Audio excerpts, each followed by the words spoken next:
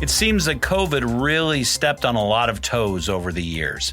And with Birth to 5, Illinois, they're trying to stop that.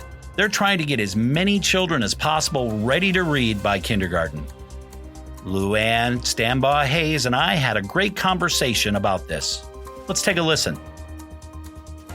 You remember this lady from Freeport High School stage, Highland Community College stage. She is a county board member for District C, and she was in the suburbs and came back to Freeport and has done so many wonderful things, including Birth to 5 Illinois, which we are here today to talk a little bit about. I'm here with Luann Stambaugh Hayes. Hello, Luann. Hello, Tim. It's so nice to be with you. It's nice to be here also, overlooking Freeport, Illinois from your offices. This is a great, great look. You can't see it on the podcast, but I sure can. It's wonderful here.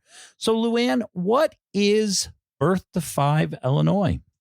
Well, Tim, Birth to 5 Illinois came out of a commission that the governor's office did a few years ago. They wanted to evaluate the kindergarten readiness of our kids in Illinois. The commission did their study. They came back and gave us a failing grade. Only 1 in 4 children were ready for kindergarten. And the governor's office, they said, what do we do? How do we fix this, right? So you can't work on this from Chicago. You can't legislate it out of Springfield. You have to go to every county and work locally. So that is how Birth to 5 Illinois came to be. I am actually the regional council manager for Region 8, which consists of Joe Davis, Carroll, and Stevenson counties. I work with elected officials and community organizers and corporations and bring the right people to the table. We don't write grants here. We don't do curriculum. But what we do is we need to identify the problems to try to get the kids ready, right? And we need to then solve the problems. Everything has to be done locally because no 2 regions are alike. So do you go into the schools at all, or is this kind of a process where you bring the schools to you? It's actually, we work very closely with the schools and the PTAs. What we're doing is we're trying to keep the family voice center of our project. So we actually have a family council, which is comprised of about 15 moms, mostly moms, that meet monthly, and we talk with them. We hear their stories. We want to know what issues you had, what problems you had with childcare, with preschool. What do we need to improve on? What are we doing well with? And we take all these family voices and we bring it back to another council, which is called our Action Council. Action Council, those are the stakeholders, right? Those are my childcare directors and those who work within the early childhood education and care system, as well as those who are interested because of economic development and just community betterment. And they bring those concerns to that committee. And the committee actually has been working on, they worked on a regional needs assessment last year. So we have the information and we have the data. The Family Council provides the qualitative data and we provide the quantitative data. So between the two, we put together this beautiful regional needs assessment and we're able to identify what we need.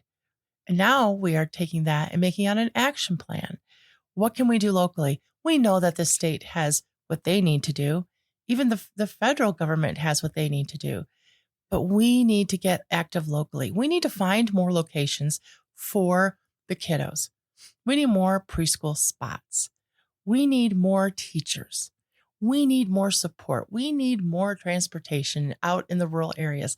There's all these needs. In order to get our kids ready for kindergarten and to get ready for their schooling, right? If they're not ready at kindergarten, they're going to have help and guidance, and they're going to have extra stuff all the way through school. Now, with it saying Birth to 5 Illinois started this.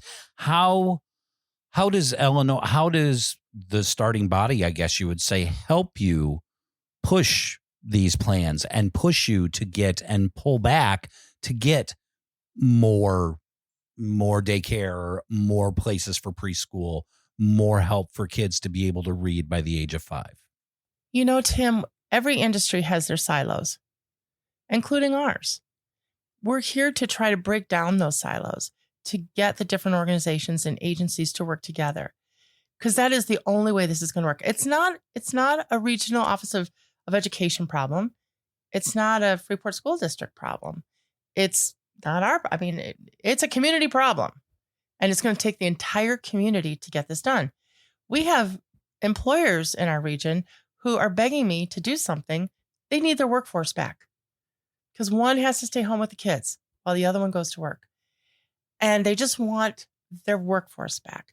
We have companies in our region who make offers to young families, to a young professional to move out to our region. And they decline it once they find out that we have no childcare for their 6-month-old. It's very difficult. And this is part of actually economic development. And we're starting to show that in what we do by bringing in some of the key economic development people, key agency people, and just trying to make more available to the families for their kids for preschool. With you being a part of Carroll County, Joe Davies County, and Stevenson County, that's a big area. It's a big area. How do you see, or how much different is it rurally than it is, say, in this area? Yeah. Yeah, it's a completely different story. So out in the rural areas, our school districts are more consolidated. The bus times, the transportation times for the kiddos, you could have a 3 or 4-year-old on a bus for an hour and a half every day, getting back and forth to preschool, which is only half a day to begin with. It makes for very long days. Our rural areas, we just have to work a little differently than we do in Freeport, right? We want to make sure that everyone has an option, an opportunity to go to preschool. And sometimes some of the smaller communities are much better equipped to help and to get things off the ground, right? We also struggle with behavioral mental health out in the rural areas much more than we do in towns like Freeport. It's there, but farmers are especially vulnerable to mental health issues, and that's carrying over to the kids as well. Well, then let's move over to that. Let's move over to mental health issues and how Birth to 5 Illinois and your office help and or give not only strategies but also opportunities for help in mental health. Right, Tim. So we actually did a needs assessment this past spring on mental and behavioral health, just in our district, just for the kiddos. Okay. And I was excited to do this. I'm like, great, I'm going to learn all about this. I'm going to learn about all of our programs, our agencies. And then we realized we have none. We are so stretched thin for therapists, for help just for screenings. You could be on a list for 3 or 4 months just to get your child screened for something. That's not right. It does not bode well for what we're trying to do. The pandemic did not help, right? We have children who are still with speech delays because all they could see was a mask. They only saw half a face. Couldn't see how to form words. So there's a lot of speech delay out there. There's a lot of behavioral. No one had play dates for 2 years. They don't know how to share. They don't know how to work together. And we're seeing this in the classrooms. Those kids will be labeled COVID kids probably for the rest of their life. But it's just something that we're trying to work through and give help to and help the parents. If there's something really wrong with your child, we have nothing here. You have to go to Peoria, Rockford, Madison to get help. And that, again, is something that we personally here cannot solve. But locally, we can make things, we can bring awareness to it. We can say, here's screenings, the health department will do this, and these people will do that. And, just bring awareness and just so that they know what's out there and what is available to them. So you talk about the fact that if there are screenings, you bring that out to people and whatever. How, since you and your staff have started, how has the communication process taken place in order to get more people to know what's going on? We have a very active Facebook page. We do newsletters. We have hundreds and hundreds of people on our newsletter every month. But we work with AOK, which is All Our Kids Network, and they are housed over in the health department. They're under the health department. And they will do events, and we will start to do some events as well. Try to get into the neighborhoods, especially here in Freeport. Just try to get the word out. This is what's going on. This is when your preschool screenings are. This is where you need to be and what date and what time.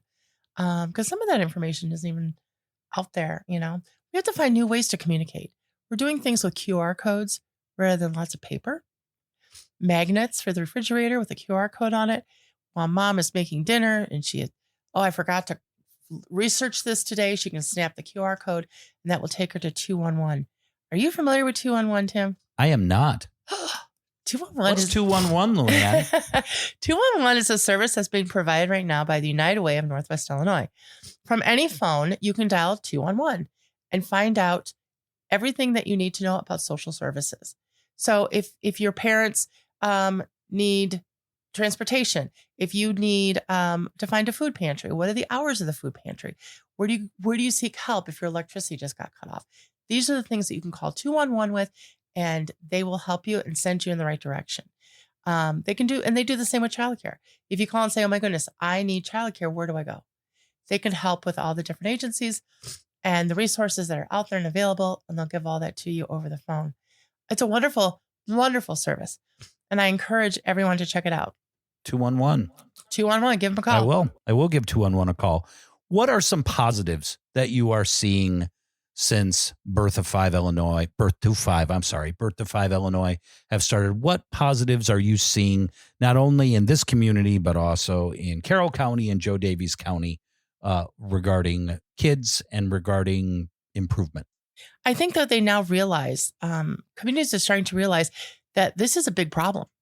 This is the biggest problem in the whole state, but that nobody wants to talk about because nobody wants to tackle it. Nobody knows where to start, right?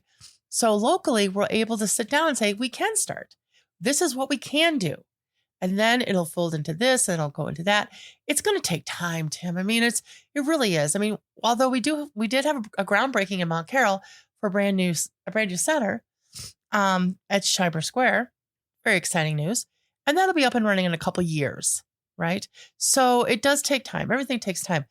But this way, we're actually able, again, to bring the right people to the table to say, hey, if you help and bring everyone together, they feel like they are a team and that they can actually move forward and make some more spaces and get some more people going. When you say a new center, what will be in that new center at Scheimer? What will be available for people? So Scheiber Square is actually a multi-mixed use property. They will have affordable housing in terms of lofts and different condos on campus. Very cool concept. They're also looking at bringing in some restaurants and some other businesses, but they're also bringing in a childcare center, much needed in Carroll County and Mount Carroll. We're very excited to have this. So as we end this interview, I guess I always ask, people always want to help us in some way. How can someone that listening to this podcast goes, I would like to call on Luann and I would like to offer my services? Can they? And if they can, what do they need to do? We are always looking for folks in the area who would like to be on our Action Council, our Stakeholders Council, as well as our Family Council. Only requirement for Family Council would be that you have children under the age of 8 in your household. And right now, interest forms are open and we're collecting those right now. If you go to Birth to 5, all spelled out, birth5il.com and /region 8. And that will take you to our page. That is BIRTHTOFIVEIL.com. And that's L Hayes if you email her with that information.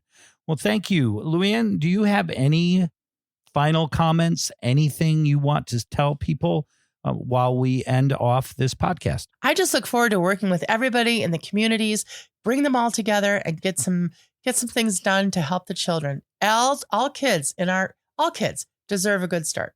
This is Luann Stambaugh Hayes of Birth to 5, Illinois. And let's get back to TimBeck2. Thanks to Birth to 5, Illinois and our community for all their great work. Don't forget, new interviews drop on Tuesday at noon, and FREEPOD drops every Thursday at noon. Thanks to Jim Yeager and the HCC Communications Department for making us sound a lot better than we really are. And you know why this community is so great? Because you're in it. So long, everybody.